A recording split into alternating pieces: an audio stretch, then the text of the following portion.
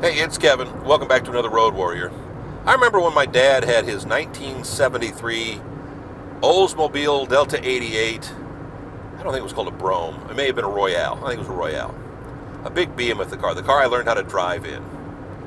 It was right about the point, when they were starting to put all the unleaded fuel in cars. They started having catalytic converters, and more importantly, seat belts were mandatory. In order to turn on the car, sometimes you had to plug in the seat belts, or if you didn't, there was this big square, almost more rectangular probably, button light bulb on the dashboard that said fasten seat belts. It was kind of the first idiot light, if you will. And if you didn't fasten those seat belts, it would not go off, and it would chime forever. Now, we've got the fasten seat belts indicator in the cars these days, and mine will chime for 30, 40 seconds, half a mile or whatever it is, and then it goes off, it stops chiming, but it will flash. The little man with a seatbelt on him. We all have those things.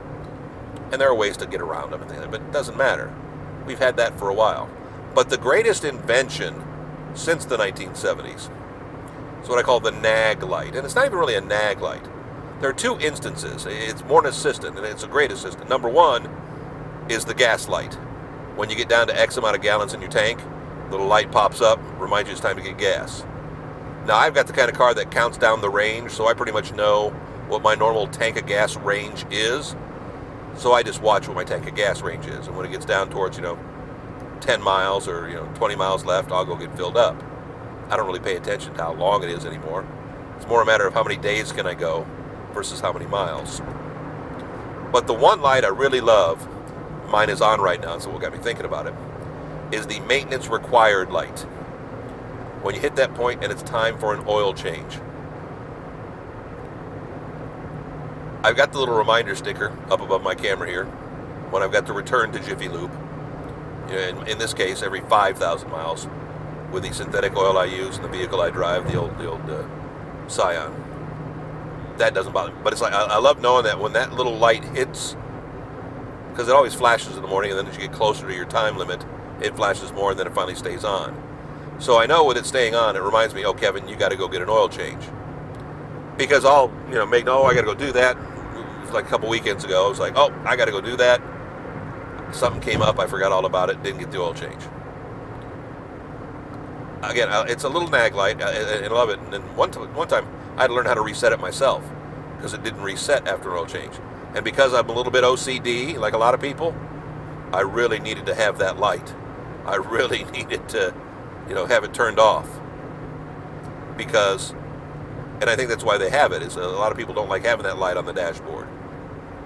So it's like, in order to get the light off the dashboard, take it in, get the oil changed. They usually reset it for you, even though it's a way for you to reset it. And again, I have to get out the book, remind myself, and it's like, shut it off, put it in park, click the key X amount of times, do something or other, spin around, and boom, the light goes off. Okay, not that involved, but it's not just a quick button you can push on the dash and make it go away. But again, I do love having it because it's that reminder that it's time to get the oil change. And as I've got a car now with 180,000 miles on it, I want to see if I can get to like 400,000 miles with this car. I'm sure the car will fall apart before the engine does, and I'm okay with that. I don't want to go out and buy a $50,000 vehicle anymore. I'm past that point in life. But I love having that little light reminding me, get the oil changed. I once ran a car out of oil. Didn't realize there was no sticker back in the day. We had to kind of write it down on a notepad and remember. And my life was busy, and luckily it didn't ruin the engine. My old Plymouth Colt, my first new car, 83 Plymouth Colt. Bought it my senior year of college because the last three cars I'd had were junk, and I was tired of paying for it. My car payment was $136.23. How do I remember stuff like that? I love the nag light. So you know what I'm going to do right now? Go see if the oil change place is open. And probably closed by now. Worth a shot. Back next week, another Road Warrior, kevinmason.us. Home to all 500 plus episodes of the Road Warrior. We're also on Facebook, also on YouTube. Love it when you leave a comment, maybe a thumbs up, a like. Reshare the content on your feed, or reshare it with somebody. Let them come on over and enjoy the insanity. We love it when you're here. We love it when you interact. Love it when you come back next week. We'll see you. Thanks.